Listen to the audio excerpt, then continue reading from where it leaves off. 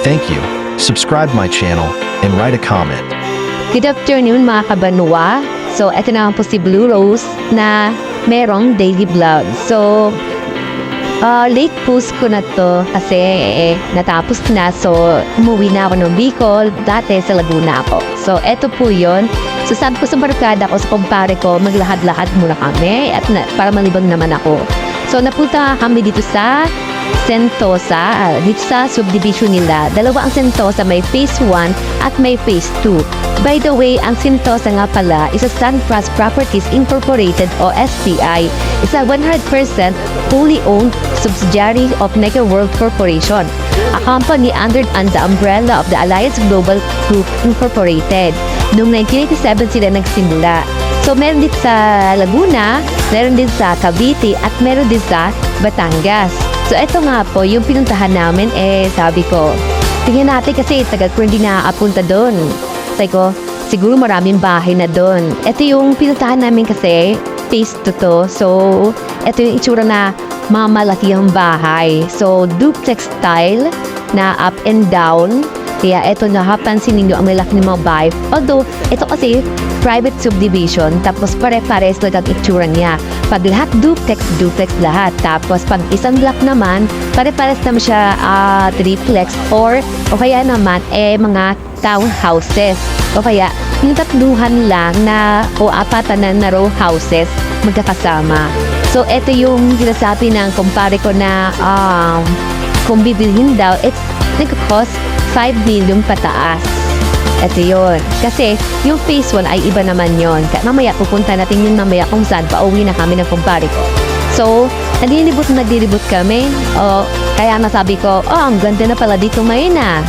Siguro marami na ring bahay, tas marami na ring tao.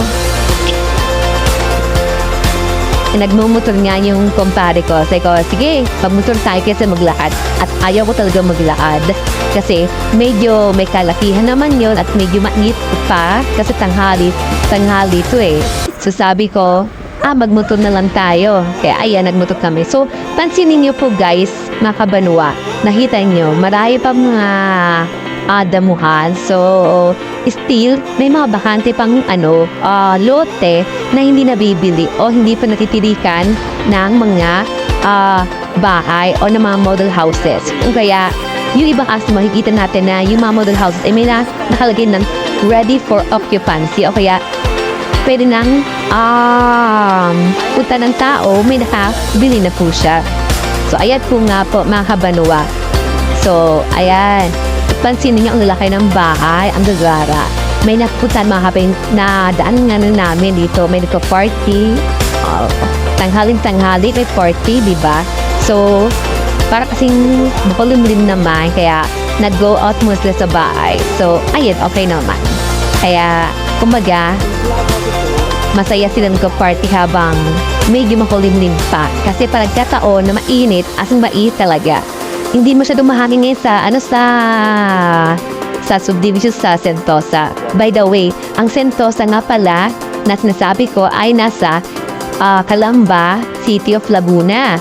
Dito yan sa Barangay Punta, Calamba City. Ito ay upper Calamba na po. So, medyo pag pinutahan nyo, pataas po siya. Parang pabundok, pabukid.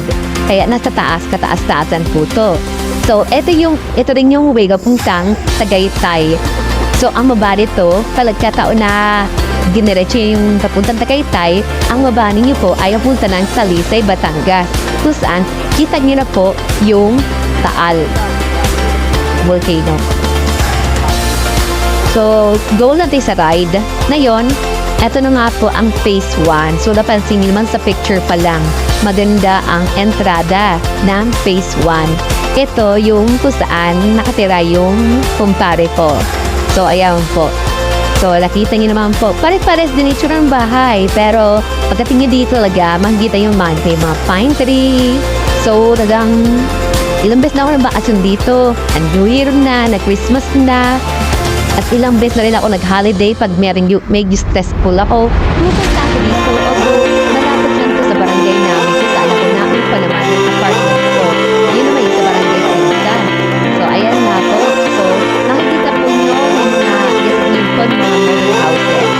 Tapos,